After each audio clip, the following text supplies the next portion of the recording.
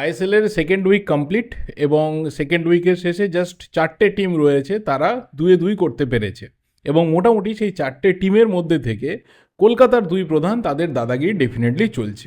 ISL match week 2 নিয়ে কথা বলবো, একটা ছোট্ট রিভিউ। আইএসএল ম্যাচ উইক 3তে ম্যাচের কী কী লাইন আপস রয়েছে ডেফিনেটলি শেয়ার করবো এবং তার সাথে একটা ইন্টারেস্টিং আপডেটস দেওয়ার রয়েছে, যেটা শুনলে কেউ চমকাতে পারে, কেউ আনন্দ পেতে পারে, কেউ কারো খারাপ লাগতে পারে।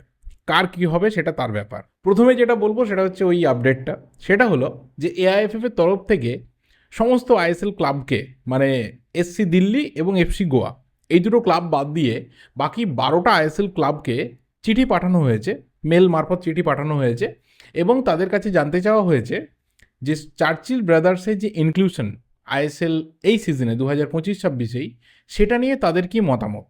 কারণ এসসি দিল্লি এবং এফসি গোয়া এই দুটো টিম কিন্তু চায় যে চার্চিল ব্রাদার্স আইএসএল 2025-26 ঢুকুক, তাতে কোনো রকম অসুবিধা নেই, যেহেতু তাদের একটা হিস্টোরিক্যাল প্রেজেন্স রয়েছে ইন্ডিয়ান ফুটবলে এবং বহুদিন ধরে তারা ভারতীয় ফুটবলের উন্নতিতে কাজ করে যাচ্ছে। সেই ক্ষেত্রে তাদের কোনো প্রবলেম নেই যদি চার্চিল ব্রাদার্স এই সিজনে আইএসএলে এন্ট্রি নেয়। আমাদের দেশেই বোধহয় এই জিনিসটা হতে পারে, বা আমাদের দেশের লিগেই এই জিনিসটা না হলে আমরা হয়তো বুঝতে পারতাম না যে কোনো একটা প্রফেশনাল লিগ যারা চালাচ্ছে সেই লিগ শুরু হয়ে যাওয়ার 2 সপ্তাহ পেরিয়ে যাওয়ার পর, বা 2 ম্যাচ সপ্তাহ পেরিয়ে যাওয়ার পর, অনেকগুলো ম্যাচ হয়ে যাওয়ার পর, 13টা ম্যাচ হয়ে গেছে, যদিও 14টা ম্যাচ হয়ে যাওয়ার কথা ছিল, পাঞ্জাব আর ওড়িশার ম্যাচ পোস্টপন হয়েছিল।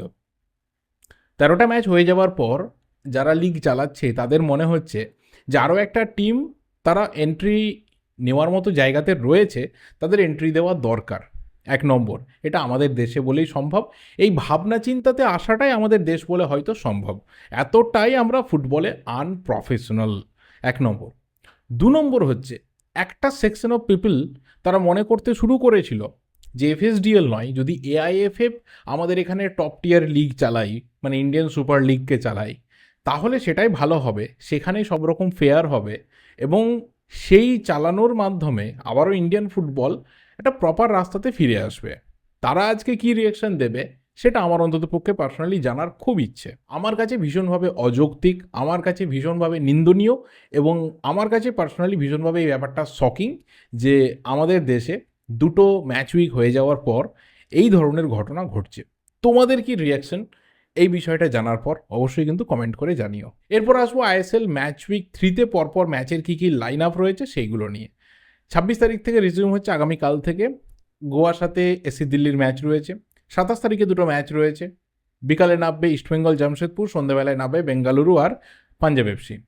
28 তারিখেও 2 ম্যাচ রয়েছে, বিকালে রয়েছে কেরালার সাথে ইন্টারকাশি এবং অবশ্যই সন্ধ্যাবেলায় রয়েছে Kolkata mini derby, Mohun Bagan versus Mohammedan Sporting. এর সাথে 1 তারিখেও 2 ম্যাচ রয়েছে, ওড়িশা এফসি চেন্নাইন এফসি, এবং সন্ধ্যাবেলায় রয়েছে মুম্বাই সিটি এফসি এবং নর্থ ইস্ট ইউনাইটেড এফসি। বেশ কিছু ভালো ম্যাচ রয়েছে এবং একটা সাপলুডোর যে খেলা, সেই খেলা আবার আমরা দেখতে চলেছি। এরপর লাস্ট আমি আসবো আইএসএল ম্যাচ উইক 2 এর একটা ছোট্ট রিভিউ পার্ট, এবং সেখানে যে 7টা ম্যাচ হয়েছে সেই 7টা ম্যাচ কীরকম হয়েছে, কোন কোন টিম কতটা ইমপ্রেস করেছে সেই সব নিয়ে কথা। যেহেতু ডিটেলসে এই ভিডিওগুলো হচ্ছে না, সেই কারণেই আমি একটা ভিডিওর মধ্যে প্রত্যেকটা ম্যাচকে কভার করার চেষ্টা করছি। প্রথম ম্যাচ যেটা হয়েছে ম্যাচ উইক 2তে, সেটা হলো গোয়া ভার্সেস মোহামেডান। গোয়া তাদের সর্বস্ব শক্তি দিয়ে ম্যাচ খেলতে এসেও কিন্তু 2-0 গোলে ম্যাচটা জিতেছে এবং খুব সাকসেসফুলি তারা প্রথম ম্যাচে তাদের যে পয়েন্ট লস ইন্টারকাশির এগেনস্টে, সেটাকে তারা রিকভার করেছে এবং 4 পয়েন্টে তারা পৌঁছেছে এবং 2 ম্যাচে গোয়া কিন্তু unbeaten.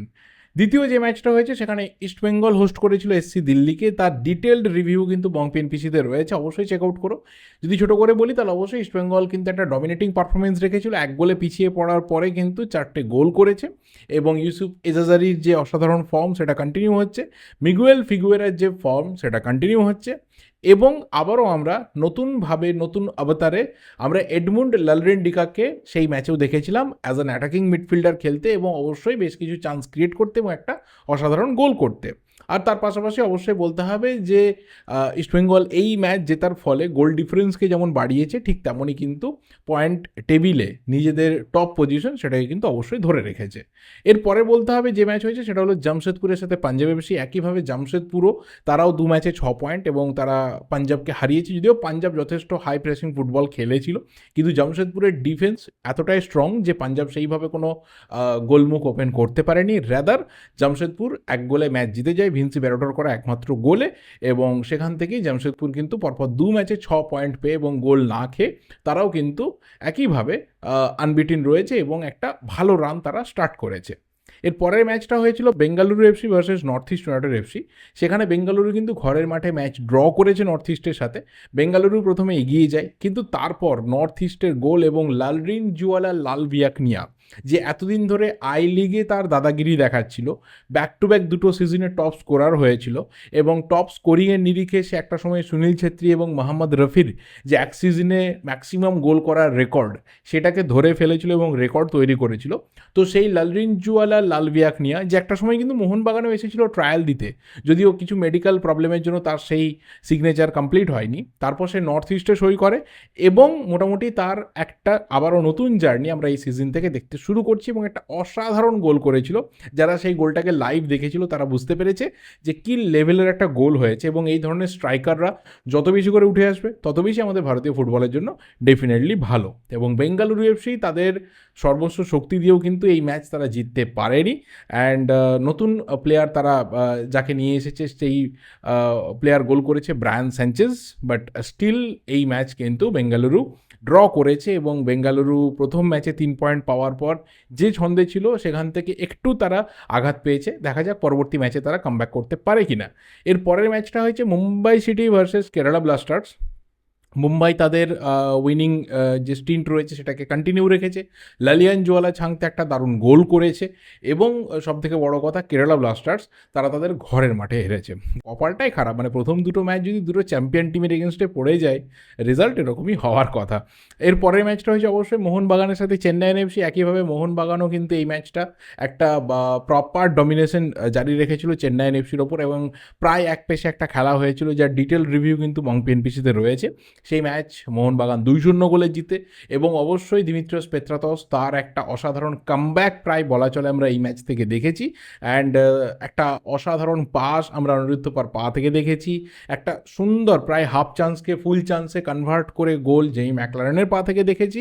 So dominating performance, clean sheet এবং অবশ্যই চিরপ্রতিদ্বন্দ্বী ইস্টবেঙ্গলকে পয়েন্ট টেবিলে তাড়া করা, দুটোই কিন্তু এই ম্যাচ থেকে মোহনবাগান তারা তুলে নিয়েছিল। অ্যান্ড এই ফিক্সচারের লাস্ট ম্যাচ হয়েছে গতকাল ওড়িশার সাথে ইন্টারকাশি, যে ম্যাচটা খুব সারপ্রাইজিংলি ওড়িশা তারা কিন্তু ড্র করেছে, গোললেস ড্র হয়েছে এবং এই উইকের গোললেস ড্র এবং টোটাল যা ম্যাচ হয়েছে এই সিজনের এখনও অবধি আইএসএলে 13টা ম্যাচের মধ্যে প্রথম গোললেস ড্র। এবং ইন্টারকাশি যারা ধারে ভারে শক্তিতে অনেক বেটার টিম ছিল খাতায় কলমে, কিন্তু ওড়িশা এফসি যারা জাস্ট এক সপ্তাহ হয়নি প্র্যাকটিস শুরু করেছে, তারা কিন্তু এই ম্যাচটা ইন্টারকাশিকে আটকালো। ইন্টারকাশির কোচ হচ্ছে আমাদের অ্যান্তোনিও দাদু লোপেজ হাওয়াস, তাকে আটকালো এবং সবথেকে বড় কথা এই অল্প সময়ে ট্রেনিংয়ের মধ্যেও প্লেয়ারদের মধ্যে যে কম্বিনেশন দেখা গেছে সেটা কিন্তু যত সময় গড়াবে তত কিন্তু এটা ডেভেলপ করবে। ইন্ডিয়ান প্লেয়ার তারাই হচ্ছে এই টিমটার সব কিছু, কারণ জাস্ট একজন বিদেশি প্লেয়ার রয়েছে ক্যাপ্টেন কার্লোস দেলগাডো, পুরো টিমটা কিন্তু ইন্ডিয়ান টিম বাকি, মানে সেই ক্ষেত্রে যা কিছু করার সেটা ইন্ডিয়ান প্লেয়ারদেরকে করতে হবে। এবং যে মানুষটাকে আলাদা করে আমার মনে হয় যে এই ম্যাচের এই ধরনের পারফরমেন্সের জন্য ধন্যবাদ দিতে হবে সেটা হচ্ছে টিমের কোচ টিজি পুরুষোত্তমন। তো অসাধারণ কিন্তু ফুটবল ওড়িশা এফসি খেলেছে এবং তারা ইন্টারকাশি তাদেরকে লিটারেলি আটকে দিয়েছে। আর ইন্টারকাশির কি হলো, আগের ম্যাচটা ওরা লিড পেয়েছিল, ড্র করতে হলো এবং কালকের ম্যাচটা দুর্বল ওড়িশা এফসিকে পেয়েও কিন্তু ওরা হারাতে পারলো না।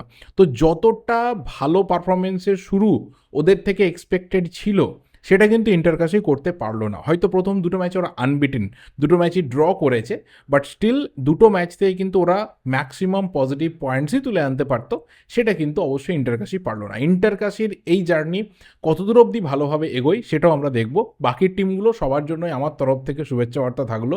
তোমাদের এবার যা কিছু রিয়াকশনস রয়েছে, কমেন্ট রয়েছে, অবশ্যই জানাতে থাকো। আমি ভিডিওটা এখানেই শেষ করছি। ভিডিওটা ভালো লাগলে লাইক করো, শেয়ার করো।